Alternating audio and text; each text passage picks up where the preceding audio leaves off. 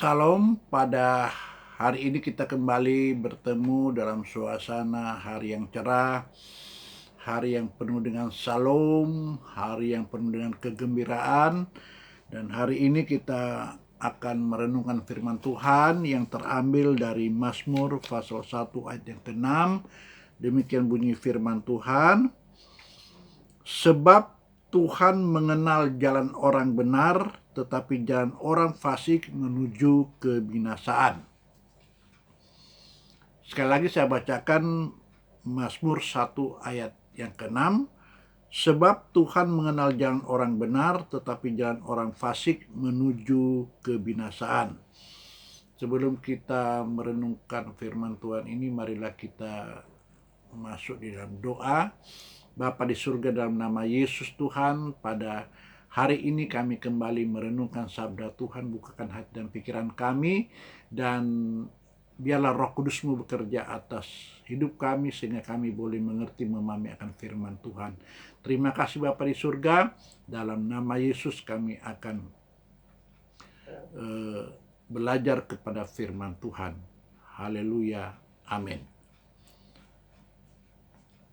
Untuk mendukung daripada pemberitaan firman Tuhan ini, marilah Bapak Ibu sekalian untuk membaca firman Tuhan yang terambil dari Mazmur pasal yang ke-1. Penulis Mazmur pasal yang ke-1 ini menyajikan ke hadapan kita dua gambaran secara lisan. Di dalam ayat 1 sampai dengan 3, ia menghadirkan gambaran tentang orang benar. Dalam ayat 4 sampai dengan 6, ia melukiskan orang fasik. Mari kita meneliti lebih dekat perbedaan keduanya. Berkat orang benar. Pemazmur mengawali dengan sebuah kebahagiaan. Berbahagialah meliputi semua hal yang menghasilkan kebahagiaan sejati. Hal ini mencakup kondisi berikut: terhindar dari kejahatan, bersukacita dalam hukum Tuhan, dan menikmati takdir yang gemilang. Ayat pertama berbicara tentang penolakan. Penulis menekankan 3 macam penolakan yang harus dibuat oleh orang benar. Ia tidak boleh berjalan menurut nasihat orang fasik. Ia tidak boleh berdiri di jalan orang berdosa. Ia tidak boleh duduk dalam kumpulan pencemooh. 3 urutan kata menggambarkan jalannya kejahatan. Berjalan, berdiri, duduk, nasihat, jalan, kumpulan, serta orang fasik, orang jahat, pencemooh. Setiap kondisi berkembang menjadi lebih buruk. Kata-kata terakhir dalam rangkaian tersebut melukiskan seseorang yang sangat jauh dari Tuhan.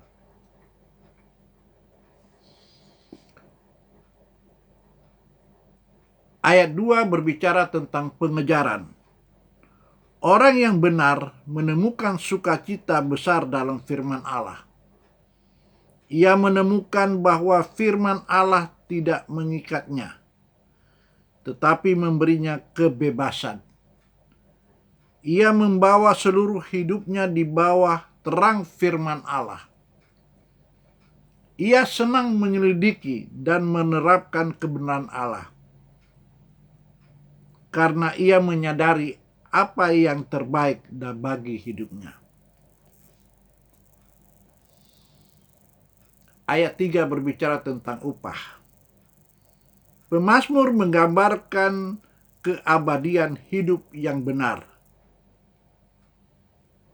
Sebatang pohon yang subur menggambarkan keindahan, kekokohan, dan kemakmuran.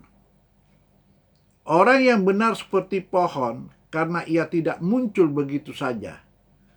Ia ditanam sebatang pohon di tepi aliran air, menerima persediaan air yang melimpah. Intinya adalah bahwa orang yang benar menerima persediaan yang terus-menerus dari Tuhan. Karena Allah hidup di dalam orang-orang yang sudah ditebus, maka buah-buah yang melimpah pun akan dihasilkan. Orang yang benar juga menikmati kekekalan, tidak layu daunnya. Mazmur 1 ayat 4-6 berbicara tentang kutuk orang fasik. Setelah menyaksikan gambaran yang indah mengenai kehidupan orang benar, kini kita melihat gambar yang lain. Tak berharganya orang fasik kalau kita lihat dalam ayat yang keempat. Orang fasik menjalani kehidupan tanpa tertanam. Mereka tidak seperti pohon, tetapi seperti sekam. Sekam adalah bagian gandum yang tidak berharga. Seseorang yang tidak memiliki Allah tidak berharga untuk semua tujuan yang ditetapkan oleh Allah. Sekam juga tak berdaya apabila seseorang tidak tertanam dengan mempercayai Allah. Setiap pemikiran akan menghanyutkan mereka. Sekam tidak memiliki kekokohan. Pemazmur melukiskan sebuah gambaran tentang kehidupan orang fasik yang sia-sia. Ayat 5 dan 6 berbicara tentang kegelisahan orang fasik.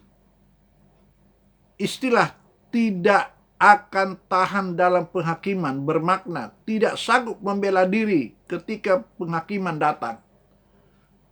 Allah akan membuang mereka yang tidak termasuk umat perjanjiannya.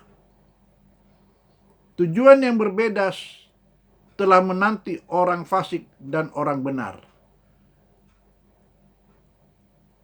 Rencana, tujuan, dan pengharapan orang fasik akan sia-sia. Dari uraian firman di atas dapat saya simpulkan sebagai berikut. Anda tidak perlu menjadi seorang spesialis untuk memahami kedua gambaran ini. Dua lukisan jelas terpampang di hadapan Anda. Gambar pertama, orang benar tersaji indah. Gambar kedua, buruk. Gambar tentang keputusasaan dan kebinasaan. Lukisan mana yang menggambarkan Anda adalah pilihan Anda sendiri. Tuhan Yesus memberkati. Marilah kita berdoa. Segala puji syukur kami panjat kepada Bapa di surga, Allah yang kami sembah dalam nama Yesus Tuhan. Pada hari ini kami kembali datang kepadamu menyerahkan akan jemaat-jemaat dalam tanganmu ya Bapa. Engkau pimpin mereka seturut rencana kehendak-Mu.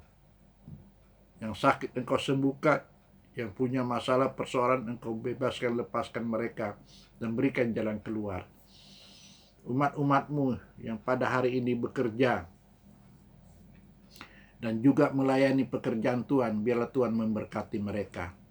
Terima kasih Tuhan Yesus. Dalam nama-Mu kami sudah berdoa dan mengucap syukur. Haleluya. Amin.